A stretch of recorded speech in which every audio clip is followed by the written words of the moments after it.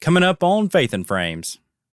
There is nothing about that Ultramax film that has Jared on it. Whoa. I'm going to give you my big gripe now with the digital side of things. May not be a fair comparison. I'm going to play devil's advocate here. I would rather right now, because cost isn't a variable that you can remove, if cost wasn't a variable, Let's say cost no variable, what are you doing? I would shoot more film than I do, but I still like the flexibility of digital. Okay. I do. I still like the flexibility of digital, and I like a lot of the features within digital. I like the speed at which I can accurately and professionally capture a digital image, and that even goes down to like autofocus and stuff like that. Amenities. Tech is better. Yeah, digital obviously. certainly has more amenities. There's a lot more manual process, which I do enjoy, but like if I need to capture an image, I'm just a lot more confident with my digital camera. Well, and two, because we do it for a living, it certainly is more efficient for you, for the client. Yeah. You know, they're not sitting there watching you fiddle with a light meter and you know, adjusting your aperture, adjusting your shutter speed. Like with this one, I literally have to manually meter for the light. Right. Which is, you know, a 30 not a speedy process. Yeah, 30 to 40 second process at best on its own before I can even dial in the settings to take one shot. Right. By that time, as a digital shooter, you've already fired off, you know, 2 or 3 different poses and 5 or 6, you know, different images. Yep. Or more, depending on the shooting mode that you're in. So for our profession right now, certainly more efficient. But going back to the control thing, why do we have, or why is it so attractive to you to have the control with the digital medium? Because with like raw images especially, a raw image from a camera nowadays, a modern camera, can be manipulated to look really any way you want it to look. Oh, yeah. And then with, you know, the recent years with Photoshop now coming out with AI features, you can literally place things within an image that aren't there. You can take things out literally with the click of a button. So for me, I really think a lot of it stems from the fact that there are two things right off the bat if you're shooting film that are pretty important that you have no control over. One, it's already programmed. This is the speed of the film. Now you can push, pull, you can do some things, but I mean, that's it. So you're limited in that exposure value right off the bat. The other thing that I think is probably more important and more of a reason why I would rather shoot digital right now is because there is nothing about that Ultramax film shot that has Jared on it. Okay. So now it's a stylistic thing. Well, and here's the thing, all film is going to have its own characteristics, but that's programmed from the manufacturer. Right. The way it renders the green, the way it handles oranges, the way it behaves in bright, sunny situations, like that's programmed in to the film stock. Like that's part of it. Whereas with a digital image, a raw image, I can make Jared's style in any scene. Now, so let me ask you this. Well, so this is the polarizing part with film. Because you do get it back in a digital JPEG. I was going to say, let me throw a wrench in your statement. You can then take it into a Lightroom or whatever and manipulate it. But to me, I don't let myself do that. Okay. And the reason why I don't let myself do that is because, and I'm probably just being the old man, like get off my lawn type. It's probably just a not good mentality. But I don't let myself edit film images, with the exception of exposure values. So why don't you edit your film images? And I'm gonna give you the thought behind this question after you answer. I don't edit the colors. Okay. I don't edit the colors. I don't edit the white balance. Right. The only thing that I will edit is exposure values. So and I might add contrast or something in there, but like because my whole thing, and it's more of a purist perspective. Like I chose Kodak Portra 400. Because of the colors. I'm not going to manipulate those. Otherwise, I'm just going to shoot a digital image if I plan on manipulating all those things. That's the way that I look at it. I can see that. The argument that a lot of film, and I guess you could call them purist, it depends on how you define a film purist.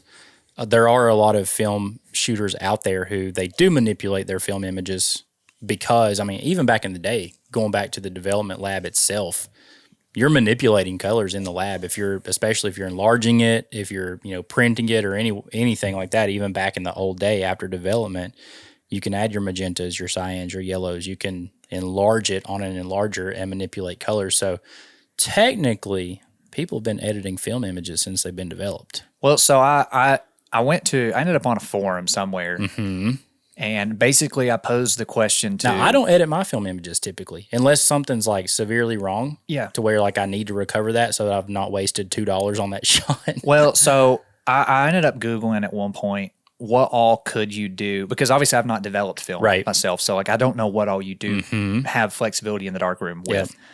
We use Lightroom now. Right. It's funny how Adobe called it that. Cleverly named. Basically, what I came across and came away from my research of what all can you edit with film, basically the people said if it is in the develop module of Lightroom, that is essentially something that you would have been able to have manipulated within the chemicals and the development process. Right. And if you know anything about Lightroom, our photographers are going to understand this, you don't have a lot of color outside of, I mean, if you've got a white balance slider. You got white balance and slider. you've got a tint slider, and you can add vibrance and saturation. Otherwise, it's luminance values. It's luminance values, but they did have printer lights back in the day, which is at least 3 shades of color.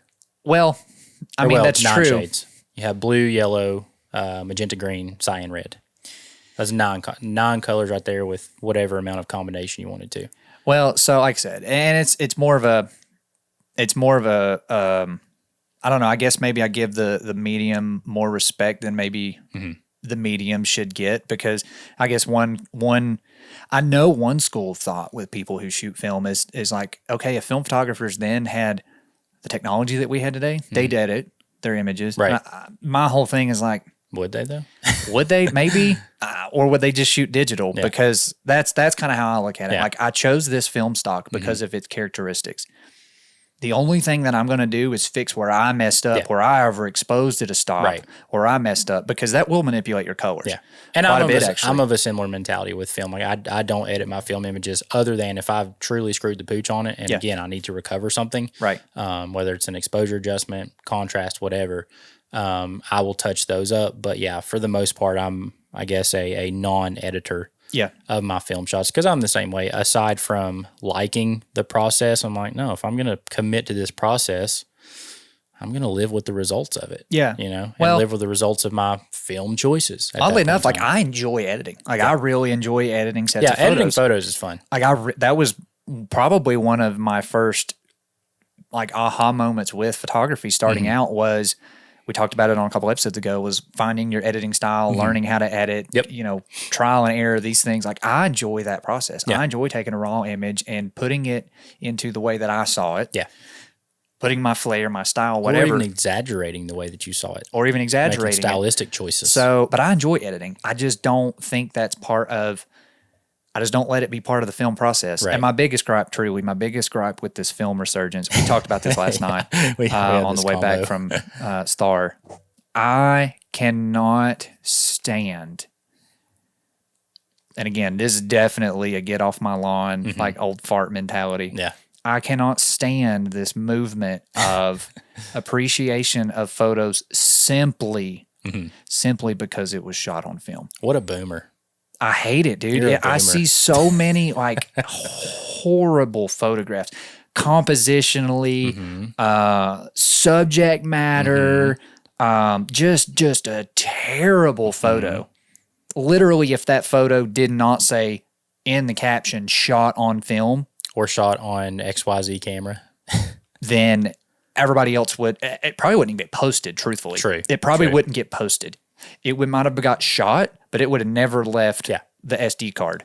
Yeah. So you're seeing this gratification and uplifting of below average photos simply because it was shot on film. So it's like I can see that. A bad shot just because it's shot on film does not make it good, and that's what we're seeing right now. Well, we're seeing a trend of that. Joke's on you, because I shoot photos of trash cans on digital and film. So, well, I mean, that's my photos are again. That's trash. My big gripe with it. I literally have scrolled Threads. I've scrolled Instagram for weeks now, and I will see a photo that is. It's just not a good photo, but it was shot on my Mamiya 7 with Kodak Portra 400, and people are in the comments, "Oh my gosh, I love this." I'm like, if this was a digital image. Hey, whoa. I'm going to play devil's advocate here, because this brings up another point altogether that's, I'm going to say, outside of film and digital, because it happens on both fronts. You know, people freak out about the fact that, oh yeah, you shot this on a Mamiya 7, or you shot this on a Pentax 6.7, or I freak out about the Fuji GW 690, the Texas Leica. We get attached to the tools. Yeah. We get attached to the tools of the trade. Like, I'm attached to this Fuji X Pro 2 right here. I love this camera. But am I better because of this camera? No. It's just a tool. But we get attached to the tools, and I think we all nerd out about gear from time to time. I know I do. But it happens on the digital side too. I mean, people attach great images to the fact that it was taken on the Fuji X106. I don't. You don't. But I don't. I'm very objective on those things. Right, but no, this is a terrible image. But there's certainly a crowd out there that would say the X106 takes such good photos. I mean, or to each their own. I would just say, like, no, that's not a good image. Well, I mean, the cult, what it was taken. The with. cult that I'm in, the Ricoh cult, with the GR3. I own a GR3. I love the GR3. It is certainly a great little camera. But there's a crowd out there that thinks just because an image was taken on the GR3, it elevates that image. No. So it happens on both fronts. But the point that I'm making is, it does. We get attached to these tools, and we literally let the tools polarize our opinions on things. Yeah, I guess my biggest gripe with it is most of what I see from film, I see very little portrait work. There are some people who do really. I see quite a bit of portrait work on film. That's not what's on my feed a lot. Right. What's on my feed a lot is like abandoned houses, or the backs of halfway tarp covered cars, or I mean the one that I saw the other day was literally like the back of an old Bonneville. It was shot on a Mamiya 7 with Portra 800. And I'm telling you, the image was not a good image. Now, this is a good photographer. Like, I respect their work. But this image was not good. But you should have seen in the comments the people who were like, oh, my gosh, I love this. Such a rad. I'm like, no, it's not. Was it not good because it wasn't a good image, or was it not good because you didn't like the subject matter? Or was it both? It was to me, it was both. I'm like, okay. This is just not a good image. Like, compositionally, it's not good. Okay, so there's some technical issues with it. Yeah, I'm like, this is just not a good image. But because it was shot on a Mamiya 7 on Portra 800, it was getting tons of praise. And golly, I'm like, right now, if you can afford a Mamiya 7. And I'm not being a fuddy dud. I'm not being jealous. Like, a good photo is a good photo. Right. I don't care if it was taken with a 2 megapixel point and shoot. I don't Canon care if power you chiseled shot. it onto a piece of flagstone with a hammer and a chisel. Good photo is a good photo, but I'm going to say a bad photo is also a bad photo. I don't care what it was taken with. Agreed. So yeah, that's just my personal gripe with the current film resurgence. Is I see a lot of elevation of very, very what I'll call subpar work, simply because of the medium. I'm going to give you my big gripe now with the digital side of things. And it's not necessarily a problem with some people, but there's an epidemic right now, in my opinion, on the digital side of things, and it comes from the manufacturers. They know, the camera manufacturers know that we have gas. Oh, yeah. Gear acquisition syndrome. Right. They know that we have gas, and so it feels like every 3 minutes, we're getting a new camera body from somewhere. True. People are freaking out about the specs. Like, this new XYZ camera shoots 12K Apple ProRes 422 HQ. You've got to get it today. Like, you need to sell the camera that shot 6K yesterday because it's no longer good. Yeah. It's no longer a good option to shoot your content with, your photos, your videos, whatever. There's this stipulation or this mentality right now on the digital side where, like, cameras are all of a sudden obsolete because the new guy just came out. And that's where I get frustrated on the digital side. Yeah. With film, you don't really experience that. Obviously, there's some cult followings for certain bodies like the Mamiya 7 and like your bigger, well-known film cameras. But like, for the most part, literally, I went to a thrift store and got a $15 film camera, and it's going to shoot the same thing that Mamiya 7 shoots, because with film, really the image is dictated by the stock. That's what I'm saying. Now, there's definitely sharper glass. Definitely sharper glass out there, and certainly something to be said for different formats, but like most of your aesthetic with film is dictated by that roll of film that's in that camera. Right. Which goes back to the control thing. Goes back to the control thing. But with the digital side of things, the thing that I get just upset about, and I shouldn't because I'm not buying new cameras, so it doesn't matter, but I'm just like, we are so inundated with new options. I wonder if that was fast. I wonder if that was the case back in the day though, when they were mass producing these film cameras though. It could have been. Now I guarantee you they probably didn't turn and burn them as quickly as they do. Right. Like yearly, there are new releases from every manufacturer now. Right. Just like cars. Well, golly, monthly now there's new releases from a certain manufacturer. Sony. Do they really? They're putting out cameras all the time. See, Canon does like a yearly release. I thought Sony did. Maybe they didn't. And not literal monthly, but I think about every 3 months they have a new body coming out. Oh wow! Right now they're cranking them out. Yeah, all the Sony guys are unsubscribing right now, and I'm sorry. My biggest thing with cameras and digital cameras specifically, people get inundated, and if it's for a photo perspective, if it's strictly for photo, truly, if you have anything 5D Mark III era or newer, I'll say Mark II. Okay, 5D Mark II came out what 2010. Thereabouts, probably 2010 to 2012 or newer. You should be good from a photo perspective. Your features are going to be negligible in regards to upping your game, so to speak. Now, upping the photo game. As they come out, autofocus gets better. They can do more frames per second before the buffer fills, but by and large, optically, they're all the same. You've got a perfectly capable camera. Now that's kind of not the same with video. Yeah, video is different, but and again, even on the photo side, the only differences now are just the amenities. You have different. You have a faster, more accurate autofocus. You have a higher burst rate, but as far as the actual medium itself, there's only so much data that you can cram into, a RAW file or a JPEG file. I mean, your megapixels may increase a bit, but I'm not as huge of a proponent of megapixels. Yeah, I don't really care about megapixels. I mean, heck, one of the most touted ones is the Sony A7S III, and I think it's a 12 megapixel sensor. Yeah, that's not a lot of megapixels. I mean, I shoot a lot. This camera right here has double that. Well, I was about to say, I shoot with a Canon EOS R 90% of the time. That's what, 36? And it's a 30.3 megapixel sensor. 30.3.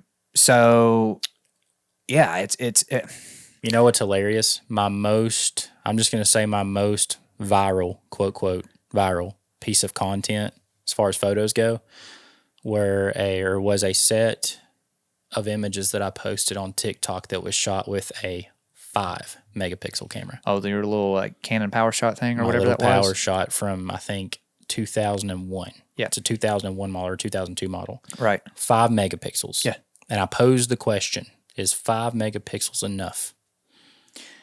Well. Apparently it was, because it's been my most viral piece of content ever.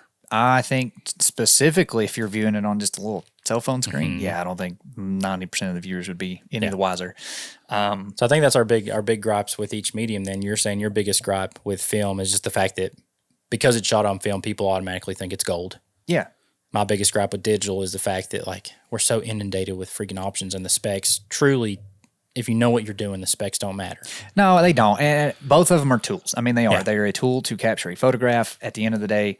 And they both do it differently, but I mean, again, it's a tool. So in the proper hands, you can get good images. It's like, it's just no different. Well, actually speaking with Preston yesterday, he has a Fuji XE2 with actually a lens that I want to get my hands on. The little Pancake 27 mil. That guy is so inconspicuous. I really like that. Plus with crop factor, you're like 40. Yeah. So it's getting closer to my favorite focal length of 50. He's a little guy, but he's a performer. Well, so we're going to be working with them in a golf outing here in a few days. Tournaments.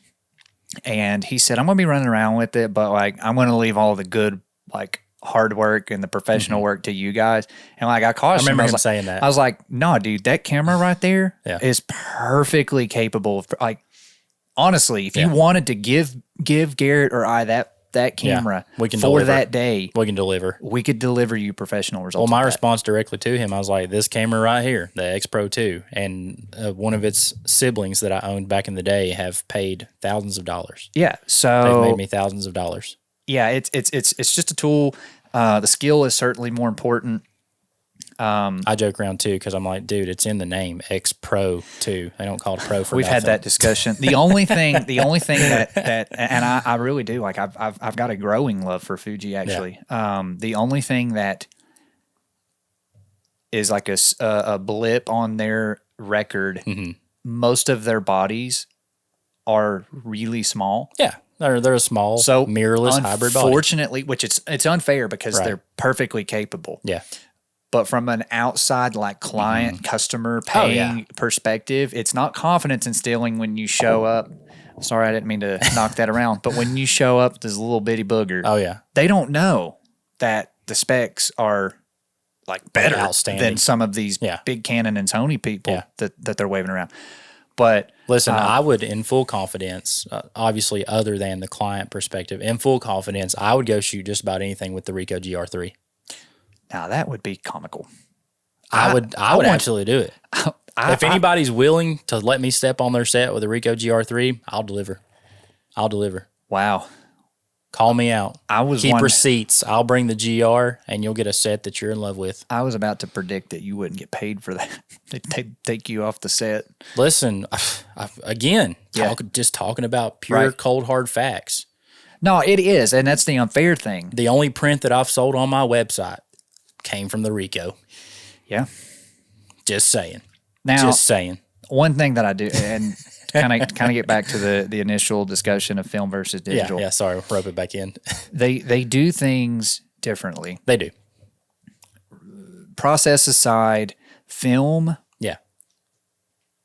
has a lot more grace and latitude with the highlights, which is the bright parts, the skies essentially, the bright parts of your image. It has a lot more flexibility before it becomes overexposed and totally gone. Yeah. Before you can blow it. Where on the inverse of that, where it falls apart more quickly, and in my opinion, is the limitation is a lot of times the shadows will get pretty muddy. The darker parts. They'll just get like. Well, I mean that's just factual information. They don't have retention. It's almost it's starting to get a little bit. It's actually starting to get a lot better with digital, but the inverse has kind of always been the case with digital. Yeah. And so that was a shift that I had to make when I started first experimenting with film. Was I need to overexpose. I need to overexpose this because if I underexpose it, the shadows are just going to be this brown mush. They're not going to be this dark black thing that I had in my head. Like I thought I would be adding more contrast in here because this is what happens with digital. Right.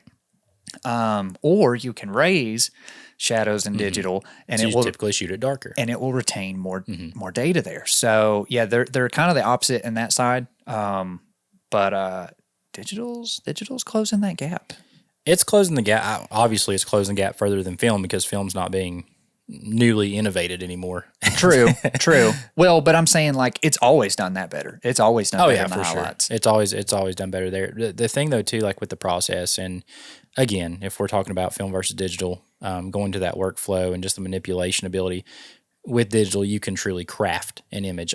I don't think, and this is just a difference in the mentality when shooting the two mediums.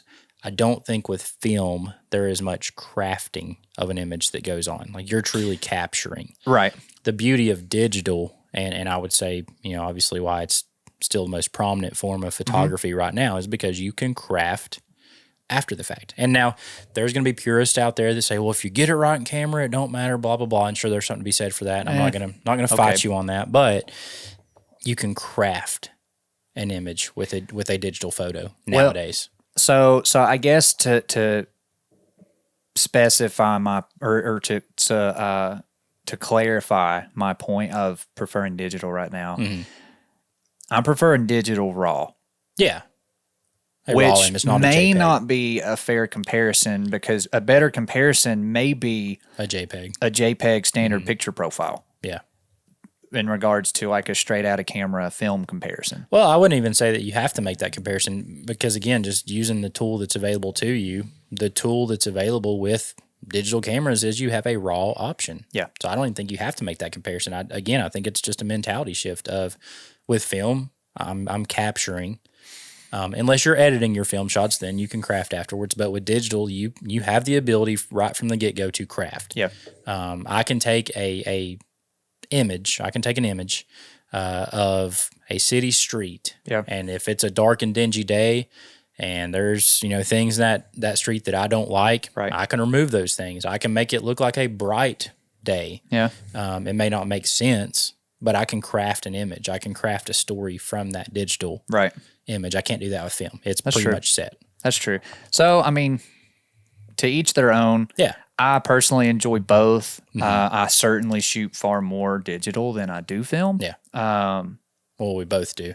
Yeah, but I don't know. I think I like the control aspect of a digital image. I can see that. Plus, too, like I almost feel like there's more art to it in the sense of you can put your stamp on the colors. I was going to say, and stuff throughout like the that. whole process, there's more art to it.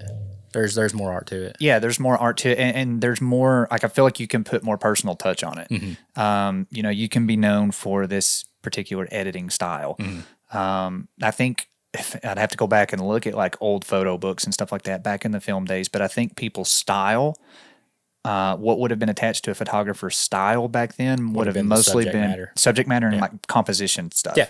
Well, like Ansel Adams, obviously he's known for black and white landscape. Like he wrote the book on landscape photography. Right. You Literally. didn't really get there was not the ability to be known for like processing. Right. I don't feel like, it wasn't as easy to be known for like styles Right. Of color and stuff like that. Because again, that part's already in the film stock. I was going to say now in the digital age, like that's what we know people buy. Like Right. that's their calling card. Like I know me and you are both fans of Short Stash on Yeah. Instagram. Short Stash has a digital processing style Yeah. that we love. Got your bright and airy. You've got your moody. You've got your people who do really good muted work, like Becky and Chris. Yeah. Theirs gets a little too far for me in most cases. Then you've as a got present, the as a visuals by preference. Preet, whose visual. saturation is prominent. Same with Evan Rant. He's Yeah, one of my Evan favorites. Rant. That Yeah. boy is always in, popping the colors. Yeah. And I like it. Yeah. Then you got Pete, who's just Clean. Absolutely. Pete's clean. But he's a good photographer. We talked about is. that on the way home. Like Yeah. he's recently really been going hard into the film space as And well. single-handedly raising the price of Mamiya 7s. I love you, Pete, but I can't afford a Mamiya 7 right now. No. He that's part of the influencer effect. Yeah, yeah. He's kind of like the Kylie Jenner with the what was it? Contax T2. Yeah. Yeah. Had no idea what she got. No, and the Contax T2 has been well documented as a camera that's destined to die because eventually its electronics just stop working. But it's a $2,000 camera right now because Kylie Jenner owned it. yeah. So But I don't think Kylie's good for the film community, but I do believe that Pete is good for the film community. And some people would argue that because, he's inadvertently raised the prices of certain camera models Yeah. and film obviously has seen a price increase. That was not because of Pete, by the way, as far as film stocks go. But I think Pete's good for film photography because he has so much influence. I'm hoping that it encourages new companies to start bringing back old chemistries, old film stocks, new film stocks, whatever. listen, if they ever figured out how to do Kodachrome again, I told you there's a company trying. right? There's definitely a company That's trying. one of my favorite Yep. recipes actually to shoot with my Fuji. I would love the opportunity to shoot Kodachrome one day. Yeah, I like the colors on it. Hoping it comes in the future. But I think Pete's good for film photography, and he's a digital shooter. Yeah. A phenomenal digital shooter. So I think this thing that me and you are both of the same mentality. Like, I don't think you have to pick a side. No, you don't have to pick a side, and I think it's cool to like it all. you shouldn't hate someone because they feel differently than you. Yeah. My whole thing is I'm objective. Like if it's a good photo, Yeah. it's a good photo. I don't If care it's what a it's shot bad on. photo, it's a bad photo. I'm not going to give you grace and say like, oh, this is a good photo. Yeah. When it's really bad, but just because it's shot on film. Right. I'm also not going to do the same thing. I'm not going to do the inverse on digital either. Right. Which I don't know. I'm not saying you should be like me, but I mean, to each their own. I think To that's each their fair. own. I think that's fair. I think the moral of the story is you don't have to pick a side. No, you don't have to pick. You can love them all. You can love every camera brand. You can love every camera style, whatever. Now I am partial to my Canon or my camera brands. Yeah, you're brand loyal. I'm not brand loyal. I'm brand loyal in the sense of it's very expensive to switch. Well, it's also very expensive to not be loyal. Well, yeah. So like in my case, I have Lumix, I have Fuji, I have Canon. So I started with Canon, and because of Canon has always, since I've been in photography, had great autofocus. Yeah. They've always been top tier Right. in autofocus. Right. I mean, Sony in a lot of cases could say that they've taken over that spot, but in recent years, they're neck and neck. Right. They've always In had good recent autofocus. I've always enjoyed Canon's colors. And the biggest thing for me, starting out with a Canon camera, the menus were like, they were even beginner friendly. They're so freaking simple to navigate. I had a Sony camera in my hand yesterday as a 10-year photography vet, so to speak. Yes. Dude. And that's not the first Sony you've had in your hand either. It was cumbersome. Now, I know the people, the Sony lovers are going to say like, oh, well, once you get used to them, it's not that big a deal at all. Yeah, but like, dude, it's just, it's complicated for no freaking reason. I was going to say, because Fuji's menus are not that complex. Lumix menus are not that complex. Canon menus are like the simplest. Blackmagic ain't that bad. Don't even talk about Blackmagic. Like I think my 3-year-old could. Airy ain't that bad. I think Red's a little complicated. But yeah, I've actually never, funny enough, I've never had a Nikon in my hands. A digital Nikon. I was going to say, no, I had that one, right? No, I'm talking about a digital Nikon. I've never had a Nikon in my hand. I have. My Uncle Gary used to shoot Nikon. So I've never fumbled through the menus Nikon. Or anything on those. Can't speak on the Nikon menus. But I do. So like the big expense is like once you start to buy glass. Yeah. You kind of get invested in, like, for instance, for me, the EF system. Yep. Well, if you want to switch to complete different brand, you're now buying new glass, or you're trying to adapt, which you lose some functionality and stuff like that. So yeah, it's pretty pricey. I'm going to talk about that one day. Talk about brand loyalty. I'm not loyal to like because I think they're the best or because right, but I'm saying I think it'd be another good polarizing topic of which brand is the best.